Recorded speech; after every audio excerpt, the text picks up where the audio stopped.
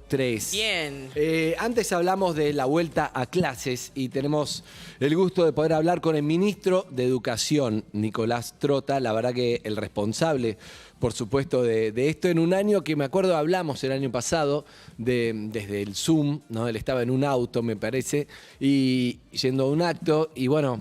Finalmente ayer pudieron empezar las clases ya en la ciudad, empezarán en provincia, pero qué difícil. ¿Cómo le va, ministro Andy? ¿Cómo estás? Buen día. ¿Qué tal, Andy? ¿Cómo estás? Muy buenos días. ¿Estás más tranquilo o estás preocupado porque también empezar las clases es una responsabilidad que todavía no sabemos cómo puede ir, más allá de que todos están felices y estamos, por supuesto, de que vuelvan al colegio? No, creo que todos estamos muy conformes del paso que se pudo dar el día de ayer en 4 jurisdicciones de nuestro país que empezaron un regreso escalonado, una presencialidad cuidada, para nosotros ver la emoción de nuestros estudiantes, de las familias, en este regreso tan esperado, que también implica ser consciente que es una escuela distinta, no es la escuela de la prepandemia, que esperamos poder recuperar este año, pero que todavía tenemos que convivir con protocolos que permitan que ese regreso sea seguro, que priorice el cuidado de la salud, mientras vamos recuperando esa normalidad que nos arrebató la pandemia. Totalmente. Pensando en vos empezaste en diciembre del 2019, o sea, prácticamente terminaba el año escolar. Empezó la pandemia, imagino, el año más difícil para un ministro de Educación, tomando decisiones quizá en contra de lo que querían y queríamos todos, por supuesto, y vos teniendo una responsabilidad que es, este es el momento, no. Viéndolo un año después, ¿creés que estuvo bien o creés que tendrías que haber habilitado antes, por ejemplo, la vuelta al colegio, ¿no? Por supuesto, con el diario de hoy, con lo que vamos sabiendo hoy, lo que fue ese momento. Andy, creo que fue, por supuesto, un año muy difícil para todos los argentinos, ¿no? Y en términos globales en el mundo. Lo que sabemos hoy en cuanto a la realidad del COVID y la escuela es muy distinto a lo que sabíamos, por ejemplo, en marzo, cuando más del 90% de los países tomó la decisión de suspender la presencialidad. ¿Qué decisión sí nosotros adoptamos frente a la enorme incertidumbre? Porque ningún ministro, ni en Argentina ni en el mundo, tenía una hoja de ruta para superar la pandemia. Y en ese sentido, nosotros tomamos la decisión de que cada una de las medidas sea adoptada por unanimidad, tanto del gobierno nacional como también por parte de todas las jurisdicciones educativas, que es lo que hicimos a lo largo de el 2020, la propia suspensión de las clases, como el proceso de regreso a la presencialidad que se inició el 10 de agosto en la provincia de San Juan, fueron pasos tomando en cuenta la evidencia y las recomendaciones de todos los especialistas. Por supuesto que hoy tenemos información, conocimiento distinto al que teníamos el año pasado, por eso podemos avanzar con este regreso a una presencialidad cuidada en todo el territorio argentino. ¿Qué pasa con el futuro, digamos? Acabamos de empezar, si hay una segunda ola o algo fuerte, ¿la idea es retroceder o lo de las clases ya no se duda o se va viendo, se va a analizar? Primero tomamos una decisión para nosotros importante, que cada medida vinculado a profundizar la presencialidad o llegado a un caso extremo, tener que ponerla en suspenso, tiene que adoptarse en la mínima unidad geográfica posible. No podemos tomar a la Argentina como un todo, tampoco podemos tomar una provincia como un todo, porque si uno va a la provincia de Córdoba, para poner un ejemplo, no es lo mismo la ciudad de Córdoba que Río Cuarto, San Francisco o alguna pequeña localidad. Entonces ahí tenemos que avanzar con esa información que vayamos construyendo. Por supuesto tenemos que conjugar 2 desafíos. La presencialidad cuidada, ¿no?, que tan asociada está, por supuesto, al derecho a la educación, pero al mismo tiempo el cuidado de la salud. Nada está dado, porque observamos en distintos lugares del mundo que están en momentos del año diferentes al nuestro. No es lo mismo el hemisferio sur, que estamos en el verano, iniciando el ciclo lectivo, de lo que está viviendo el hemisferio norte, que está en pleno invierno y ha tenido que poner en suspenso la presencialidad en muchos países, porque la situación epidemiológica es de mucha más complejidad lo que estamos atravesando los países del hemisferio sur. Por eso tenemos que estar muy atentos a cada momento, pero priorizando la escuela, cuidando la presencialidad, porque este es un año que no solo tenemos que aprender lo que proyectamos para este ciclo lectivo, sino también recuperar muchos aprendizajes que nos quedaron pendientes el año pasado. ¿Cuántos hijos tiene el ministro? 3 hijos. ¿En edad escolar? En edad escolar los 3. ¿Puteaste al ministro este año?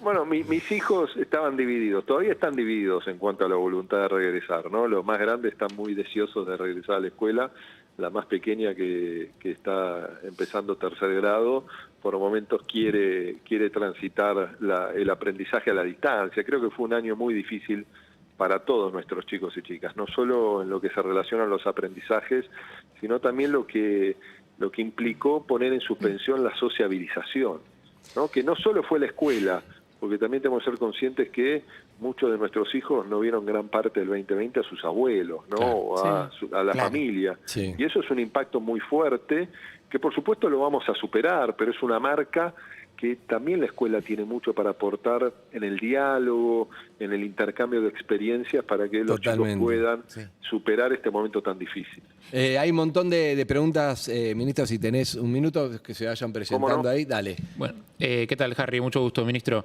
Harry? Hablaba antes de unidad geográfica mínima y de que no es lo mismo una ciudad que otra, una provincia que otra, etcétera. Digo, particularmente dentro de Ciudad de Buenos Aires y Gran Buenos Aires y sobre todo en los grandes conglomerados urbanos, donde cada escuela probablemente sea una unidad geográfica mínima. ¿Cómo se va a hacer para implementar protocolos de distancia, por ejemplo, en escuelas que ya han dicho que no tienen lugar, no tienen espacio para que entren todos los chicos de un grado, o escuelas que tienen más población, si se quiere, de lo que necesitarían los protocolos que se están implementando en otros círculos? En la base del protocolo que fue aprobado el 2 de julio del año pasado y que lo pusimos en funcionamiento en más de la mitad de las provincias durante el 2020, se construye sobre el distanciamiento físico. Esto implica que estamos en un modelo de alternancia entre presencialidad y no presencialidad. ¿Qué es lo que nos permite ordenar el funcionamiento de la escuela? Es el distanciamiento físico. Y ahí tenemos que tomar en consideración la infraestructura, no solo de cada escuela, sino también de cada aula, ¿no? Y es ahí donde en la mayoría de las escuelas estamos viendo que vamos a transitar una alternancia de unos días en la escuela y unos días en el hogar.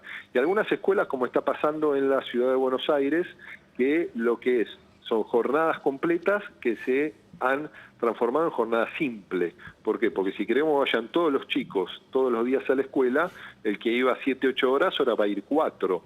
¿Por qué? Porque tenemos que dividirlo en grupos, porque la infraestructura no permite un regreso absoluto a la presencialidad. Hay un oyente, ministro, hay un oyente que antes llamó que dijo, che, como que dejó la pregunta para vos, que era qué pasa con, por ejemplo, nosotros somos dos padres que por el horario actual del colegio no llego al trabajo si la tengo que buscar. ¿Eso hay alguna licencia que se puede tomar? Digamos, ¿alguien te protege de que no te echen de laburo o algo o no?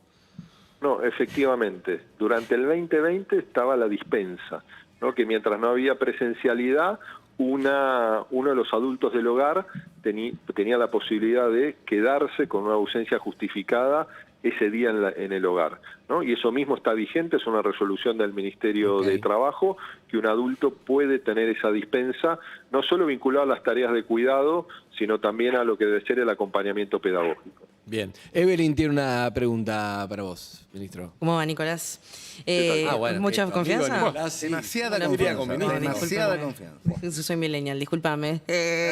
No, mi pregunta es la siguiente. Hoy hablábamos con muchas madres y padres y la contención psicológica de los chicos, de volver, los más chiquitos más que nada, que vuelven y por protocolo las maestras no los pueden abrazar, no los pueden levantar, no les pueden atar los cordones. No pueden tocar a los compañeritos No pueden tampoco. tocar a los compañeros. Y pienso en esos niños, digo, los padres que dejan, y con barbijo además, ¿no? Los niños que dejan de 3, 4 años, que se quedan con los maestros, que antes era como, bueno, le pasa algo, está el maestro. ¿Qué pasa con esa contención que ya no van a tener los chicos? ¿O hay algún protocolo, algo de psicológico, una contención, algo para esos pequeños? Bueno, hay un aspecto que tenemos que tener claro. Esta no es la escuela que queremos, es la escuela que nos impone la pandemia. Por supuesto que el distanciamiento físico es una de las pocas herramientas que tenemos para proteger, el uso del barbijo, la higiene. Esto no es que no hay ningún tipo de contacto. Tenemos que restringir el máximo posible el contacto. Pero por supuesto, como ocurre en los hogares, ocurre también en la escuela. Hay un contacto entre el docente y el estudiante, pero por supuesto cuidado. Uno de los aspectos centrales, y nosotros tenemos que definir 3 vinculados al regreso a la presencialidad, por un lado son todas estas medidas de cuidado de la salud, en la dimensión preventiva, distanciamiento, tapaboca, ventilación, que es lo que venimos trabajando con la comunidad educativa. El segundo es la recuperación de los aprendizajes, que también es un esquema que implica la reorganización de la propuesta pedagógica en este ciclo lectivo. Y el tercero es cómo abordamos el impacto subjetivo que hoy conversábamos, que han transitado los chicos tan marcado, que no fue solo la suspensión de la presencialidad, de la asistencia de sociabilización, sino también el impacto multidimensional que ha tenido la pandemia en nuestras vidas, desde lo económico, lo social, la pérdida de afectos a partir del COVID. Todos estamos marcados por la pandemia, algunos con mucha más crudeza, por situaciones particulares, en una Argentina muy desigual, y es ahí donde a la escuela le tenemos que dar todas estas herramientas para enfrentar este momento tan desafiante, y es lo que venimos trabajando. Es más, hoy se inició una jornada federal de formación docente con maestros y maestras en todo el país para abordar estas temáticas. Bien. Analía. Ministro, buen día. Esta tarde arrancan las paritarias docentes. Digo, este esfuerzo extra que hacen los maestros, ¿se va a tener en cuenta en el porcentaje que se acuerde o en un plus, por ejemplo, para los que van a estar como el personal de salud en la línea de batalla? Bueno, nosotros con los docentes hemos tenido toda una discusión paritaria a lo largo del 2020, firmamos 4 paritarias el año pasado, una de ellas incluye un componente que es el incentivo docente, que el año pasado nuestro gobierno lo duplicó, que es el aporte del Estado Nacional al salario de los maestros y maestras de toda la Argentina, y eso implicó una inversión adicional de 1.600 millones de pesos por mes para poder sostener esa duplicación del incentivo, y es uno de los componentes que vamos a discutir hoy en la primera reunión paritaria. Por supuesto, también vamos a discutir el salario inicial garantizado para un cargo docente en todo el país, y también el fondo compensador, que es la tercera herramienta que se debate en una paritaria vinculado al aspecto salarial, que es cómo el Estado Nacional garantiza a partir de la transferencia de recursos a las provincias en aquellos casos que no esté garantizado ese salario inicial para los maestros, que hoy son 5 provincias las que acceden al fondo compensador. Bien. Flor Can. Hola, buenas tardes, ministro. Florencia Can acá. ¿Cómo está, Florencia? Bien, todo bien. Bueno, un poco una reflexión o una pregunta de cómo se va a trabajar esto desde las escuelas. Yo un poco sé la respuesta, pero por ahí muchos de los oyentes no, que es el tema de la responsabilidad individual que hablamos siempre, de las actividades que se hacen fuera del ámbito escolar y cómo pueden repercutir en lo que sucede después adentro de esas aulas, ¿no? Entonces me parece que es importante transmitir este mensaje y sé que es un tema que se está abordando, pero por ahí quería hacer hincapié en esto, ¿no? No, para nosotros eso es fundamental, Florencia, que es parte de, creo, lo que ha sido un aprendizaje a lo largo del 2020. Como cada decisión que adoptamos en términos individuales repercute, ¿no?, en términos generales, colectivos. ¿A qué te referís? ¿A qué te referís, Flora? ¿La responsabilidad de cada padre también con el chico de cuidarse porque después lo manda al colegio? Exactamente, porque si estamos hablando de grupos reducidos de chicos y teniendo en cuenta que en muchos casos los docentes tienen más de un grupo porque el pluriempleo es una realidad, si, digamos, fuera del ámbito escolar esos chicos están en contacto con muchas personas, sin barbijo, sin distancia, digamos, aunque estén al aire libre, bueno, tienen el potencial riesgo de transmitir el virus, que sabemos que los asintomáticos y los niños y niñas también pueden contagiar. No, y en ese sentido es parte de lo que reflejan, ¿no?, los protocolos de los cuidados que tenemos que sostener. Y creo que uno de los consensos que también ha sido construido a lo largo de todo este año de esfuerzo es cómo cuidamos la escuela en términos individuales. Que si la escuela y por supuesto la presencialidad es tan central, eso también implica que frente a situaciones de complejidad en el campo epidemiológico se tomen ciertas medidas, más vinculadas a lo que puede ser una restricción desde lo recreativo, para poder priorizar la presencialidad en la escuela. Y cada una de estas conductas que al mismo tiempo están reflejadas en los protocolos. Florencia hablaba de los maestros y maestras, principalmente en la escuela secundaria, los profesores que tienen más de un aula. Entonces ahí también hemos planteado una responsabilidad de restringir todo lo posible esa presencia del docente en más de un aula, porque después, si llega a haber un caso positivo, hay que aislar todas las aulas con las que ha tenido contacto el docente, porque ahí tenemos que tener una política preventiva hasta que podamos chequear si hubo o no contagio, más allá que el distanciamiento físico, la ventilación y el tapaboca disminuye muchísimo cualquier posibilidad de contagio. Hola Nicolás, Lisi, habla Lisi Italiani. Quiero Se hacerle te dos fue la voz, preguntas. Lisi, los nervios. Los nervios, porque voy a hacer una pregunta que no sé si puede ser interesante, porque no soy padre, pero, Hacela, pero una como padre, como hipotéticamente padre, y otra como alumno. Como padre quería saber qué pasa con los chicos que pertenecen a familia de riesgo, ¿sigue la virtualidad o pierden el año? Y como alumna quisiera saber si van a estar los viajes de egresados. No, sí, que es un Bariloche, es un. No, que Bariloche es un. Sí, A nivel COVID es un desastre. De hecho, antes de que conteste el ministro, sumo, porque viene en el paquete, una pregunta de un oyente, Germán, que preguntaba si iban a haber salidas educativas. Dice que trabaja organizando viajes educativos, entra dentro de viaje egresado, que como todos sabemos es muy educativo, ¿no? Bueno, en primera instancia, ¿no? La pregunta de Liz, que es muy importante, se relaciona a los estudiantes que son grupo de riesgo, ¿no? Ya sea por una patología, no pueden ir a la escuela, tienen que sostener el proceso de aprendizaje a la distancia. Ahí con una responsabilidad adicional de cada establecimiento educativo de fortalecer el acompañamiento de la trayectoria educativa para que no se produzca un distanciamiento en los aprendizajes entre quienes tienen presencialidad y los que tienen que sostener todo el aprendizaje desde el hogar. Lo mismo ocurre con los docentes. Los docentes que son grupo de riesgo, hasta que no reciban la vacuna, no van a poder estar en instancias de presencialidad. Okay. ¿No? Y eso es algo que es claro, está en protocolos que se aplican en todo el territorio argentino, ¿no? De Jujuy a Tierra del Fuego, de Mendoza a Misiones.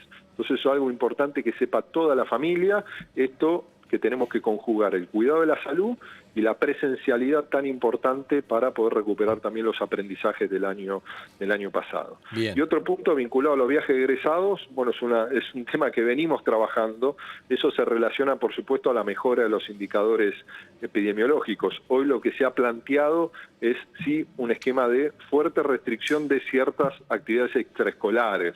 Para poner un ejemplo, estos viajes que se está planteando, ¿no? Tratar de restringirlo, porque todavía seguimos en una situación de complejidad. Inclusive la escuela es una escuela distinta, no hay actos, no se proyectan actos en la escuela, no hay concentración de personas. Digo, tenemos que trabajar para ir cuidando todos estos aspectos que permitan disminuir la posibilidad de un contagio. Bien, la última pregunta de Hernán Casiari, qué feo ver padres festejando que no hay actos en la escuela. Porque Tremendo, no tienen todos, que ir. todos. Es muy feo eso, Todos. pero el ministro no lo ve. Ninguno dejó de levantar los brazos, ninguno. Casiari, última pregunta tuya para el ministro Nicolás Trota, ministro de Educación, con quien estamos hablando. ¿Qué tal, ministro? ¿Cómo le va? Le voy a hacer una pregunta que excede lo que es escolar, pero que me pregunto mucho y aprovecho su generosidad, que es la siguiente. Si yo fuera en este momento, estuviera haciendo marketing del Ministerio de Educación, estaría trabajando en la estrategia de jerarquizar a la profesión de la enfermería. Estaría como loco sacando spot de qué bueno es ser enfermero. Primero porque tenemos muchos más médicos que enfermeros en la Argentina y segundo porque socialmente se está viendo una revitalización de esa profesión. No es necesario empezar a hacer que los chicos que van a empezar a estudiar la universidad quieran ser enfermeros con muchísimas más ganas que el año pasado, por ejemplo. Por supuesto, mira, justo salí de una reunión que estaba reunido con 10 intendentes de la provincia de Buenos Aires y uno de los temas que estamos trabajando es ese, que estamos presentando la semana próxima, las becas Progresar vinculado a la formación de enfermeros y enfermeras. No, para nosotros es un tema central que venimos trabajando con la Secretaría de Políticas Universitarias, que venimos también trabajando con el Sindicato de Trabajadores de la Sanidad, porque es una problemática que se ha hecho evidente, entre otros aspectos, a partir de la pandemia, y tiene que haber una estrategia que permita ir a convocar a varones y mujeres para que estudien enfermería. Es uno de los grandes ejes de trabajo que tenemos por delante, y es uno de los temas centrales de la agenda, en lo que son ciertas carreras que denominamos estratégicas en nuestro sistema de educación superior, ya sea terciario como también universitario.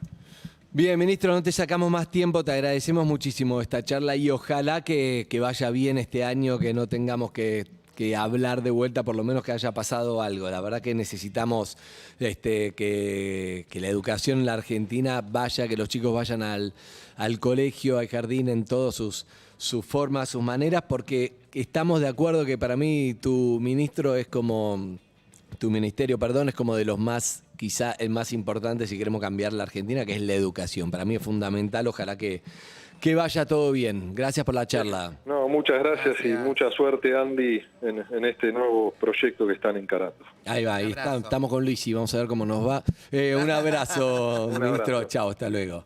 Bien, Luisi festejó la pregunta, porque el Chicos, ministro dijo muy qué buena bien. pregunta. Bien, Me Luisi. da miedo preguntar cuando tiene que ver con hijos y con padres, cosas que por ahí desconozco, pero se me había ocurrido. Acá hablamos de Yo- cosas que no entendemos todo el tiempo.